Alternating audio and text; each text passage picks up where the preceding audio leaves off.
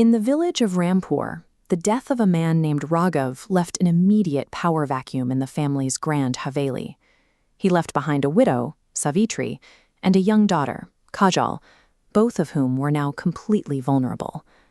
Raghav's brothers, Madan and Jagan, didn't see family in need. They saw an opportunity. In a brutal rainstorm, they forced Savitri and Kajal out of the mansion and into the mud, claiming the entire property for themselves. The brothers were operating on a narrow belief that wealth is a fixed pie. To them, one person's gain must come from another's loss. They believed that by removing Savitri, they were simply securing a larger slice for themselves. They justified this cruelty by telling themselves that, in a world of rising costs, they couldn't afford to carry dead weight. They saw the house as a prize to be hoarded, not a home to be shared. But taking a physical asset by force is only half the battle.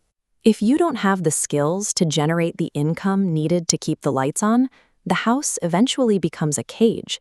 By stealing the Haveli, the brothers actually inherited a massive liability. Raghav had taken out significant bank loans that were now their responsibility, a debt they had no plan to pay back. This diagram shows the trap they walked into. Without a steady income, the mansion becomes a funnel. Every rupee the brothers earned fell straight through the holes of bank debt and property upkeep, leaving their pockets empty. They learned the hard way that owning a building isn't the same as being wealthy. True wealth is the ability to generate value, not just the ability to hold on to a deed. Homeless and starving, Savitri and Kajal spent their first night shivering in a village temple. It was there they met an old man named Ram Charan, who offered them a small room and a second chance. Ram Charan saw something in Savitri's determination. He gave her his life savings, not for a mansion, but for supplies to start a tiny roadside eatery made of wooden poles and a plastic tarp. Savitri didn't need a grand building to start. She had a skill that no one could ever steal away from her. She could cook a meal so delicious it made people feel at home. That skill became her primary resource.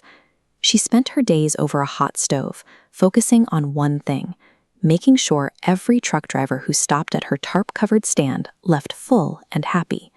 She wasn't trying to take from anyone. She was focused on being useful. Soon, that effort created a ripple effect. That single node on the highway began to pulse with activity. As drivers shared the news, a web of connections formed across the route. Trucks began rerouting to the stand, bringing a steady stream of customers.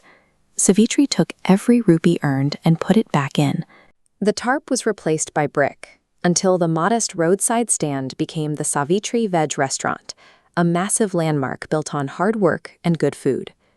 While Savitri's restaurant was now packed with paying customers, a bank official was pinning a foreclosure notice to the Haveli's front gate. Madan and Jagan were drowning in the debt they'd stolen. Desperate and bitter, the brothers' wives, Reena and Suman, tried to destroy what they couldn't build. They snuck into Savitri's kitchen at night and poured a vial of poison into the large pots of food intended for the morning rush. The next morning, they called a food inspector, hoping to see Savitri's restaurant shut down and her name dragged through the mud in front of the entire village. But Kajal had grown wise. She had installed a small security camera the month before. As the inspector prepared his test kit, she pulled up the footage on a mobile phone for everyone to see. The footage showed the ants in the act. Within the hour, police arrived and took Reena and Suman away in handcuffs for the poisoning. With the wives in jail and the bank taking the mansion, the brothers finally lost everything. The Haveli they had fought so hard to steal was sealed shut by the government. The brothers spent their energy trying to sabotage a competitor while their own foundation was rotting.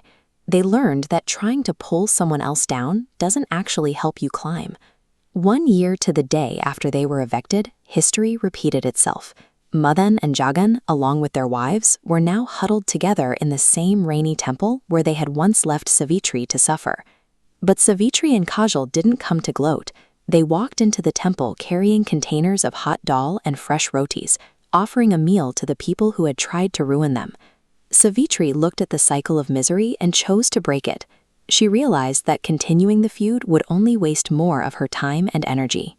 She didn't just feed them. She offered them work. She gave the brothers jobs managing the restaurant's accounts and put the aunts back in the kitchen, this time under her supervision. This wasn't just kindness, it was smart business.